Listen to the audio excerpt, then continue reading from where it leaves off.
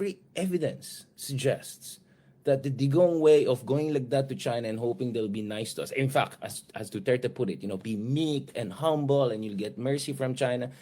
That thesis has been completely disproven. And let's not forget, it was under Digong that the Reed Bank Recto-Bank incident happened na muntik na matay yung mga more than a dozen Filipino, yung Gemver incident. Nangyari din sa mga iba't ibang area ng Kalayaan Group of Finance. Inarmada tayo ng mga militia nila. So it's absolutely clear that the Digong way of dealing with China, it just doesn't work. Zero concessions from China on any important issue. Zero big-ticket infrastructure projects. Therefore, yung mga invested sa ganyan policy na may zero, right? Zero real dividends for the Philippines have zero moral ascendancy and arguably zero intellectual capital, right? To lecture us on what to do moving forward. Now, having said that, I am still for engagement with China. I'm still for exploring the best possible compromise there. But we have to be clear with our red lines. And we have to be clear that as much as we welcome high quality investments from China, that should not come at the expense of our sovereign rights in the West Philippine Sea. And at the end of the day, any investments that comes in, it has to be mutually beneficial. And it has to rely also on the Filipino technology, or at least on Filipino labor. It has to hire Filipino workers. And it has to be high quality, sustainable, environmentally friendly infrastructure projects. Now, as long as we can keep those basics clear in our engagement with China, I have no problem whatsoever dealing with them.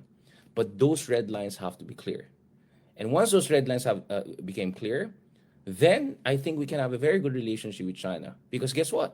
The country I am right now, Singapore, has a fantastic relationship with China. Well, they don't have territorial disputes, but every time they had a problem, they stood their ground. Indonesia, nung binuli sila ng China sa North Natuna Sea, nagpadala sila ng mga F-16 fighters, bumunta dyan si Jokowi, nagpadala sila ng warships, they stood their ground, and now Indonesia and China, fantastic relationship. In fact, China just finished yung Bandung project nila, yung Bandung-Jakarta high-speed railway project nila. So I can go on and on with many examples. Australia, for instance, for many years, ang laki ng problema nila with China. And China was angry at them for introducing, counter-influence operations kind of legislations, for restricting Chinese investments in their critical infrastructure, for calling for independent investigation in the source of origins of COVID-19. But China kept on, threatening them. They said they will impose sanctions. And in the end, Australia stood its ground, and now you have Australian Prime Minister Albanese going to China, and everything went more or less well. So that's the point. If you stand your ground, hindi ka magpa-intimidate, hindi ka ututo, katulad nung isa, right?